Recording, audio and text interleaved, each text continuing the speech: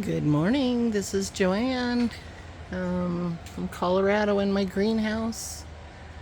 I had to make some adjustments. Our weather was too cold, and at night my greenhouse was wanting to dip down to, I don't know, 54 degrees one little bit before I ran and grabbed another heater. I didn't want to have to run two heaters all the time, so I put an extra layer of plastic on the inside of my poles. I am missing this little section right here. But there are two vents on the outside of that just in case I need a little more air. Anyways, I may still put that plastic on. But have a whole nother layer of plastic all the way around, trying to give it as much air space as I can. This side, I put the zip ties on the inside to keep it on the inside of the pole. Up here, I didn't like it sagging so much where I'm going to walk. So I am going to try to make a little hole and put some little foam peanuts between the poles and the plastic so that I have my airspace. But anyway, down below there's a pretty good air pocket between them.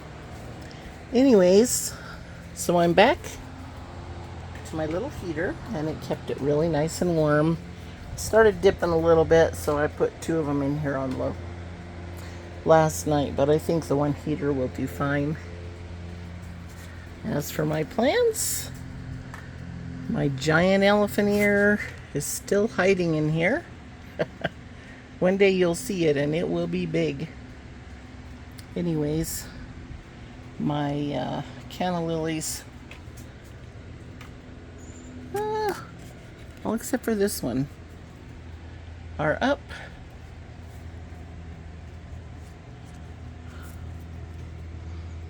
Not sure about that one either.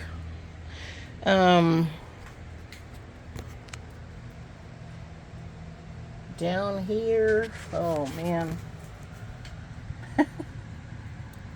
I've got so many plants coming back from last year. I don't know which kind of plants they will be.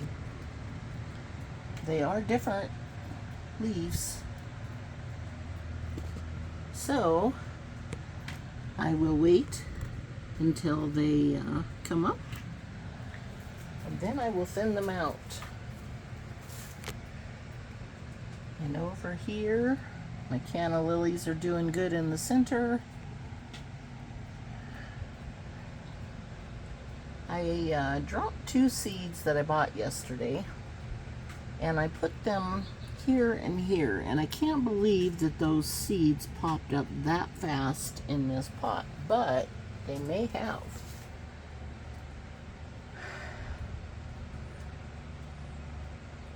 I don't know.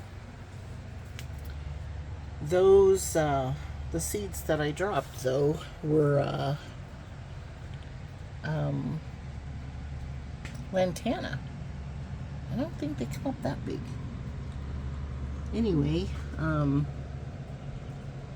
somewhere here, there's a few seeds starting. I don't know what all this is. Maybe some grass. Anyway, lawn seed, I mean.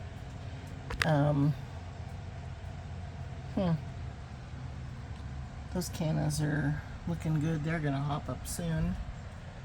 There were leaves on some of these sticks, but I don't see them now. They may die, or they may put up some life. I just don't know yet. There's a whole lot of seeds coming up here from something. I don't know for sure what. They were right next to some salvia plants. Here's another one with loads of starts. And the hyssop is the big one in the middle. And all the rest were salvias. My zinnias are off to a really good start. These are, once again, the crocosmia. And they're doing good. I don't know if you can see these. When I tried to transplant these in here from sprouts that I was sprouting, they literally were so fine I couldn't pick up one at a time. But I did plant plants or little sprouts in every one of these. And they were very, very tiny. Anyways, more zinnias. Of course, my vermillionaire's doing good. I put some pots in here, or a box full of water, so that I could water them from below. That will make them healthier if I can get that to work. And these as well. These are double hollyhocks, and I just had to plant some because this yard needs something that I can leave behind when I go that's bright along this long fence. And because I'm renting, I just try to make their yard better for them. And these didn't make it to the watering box. There's room for one more. So I watered some of them from a bit from above. There's my other one. No sign of life yet on my Prince Tut.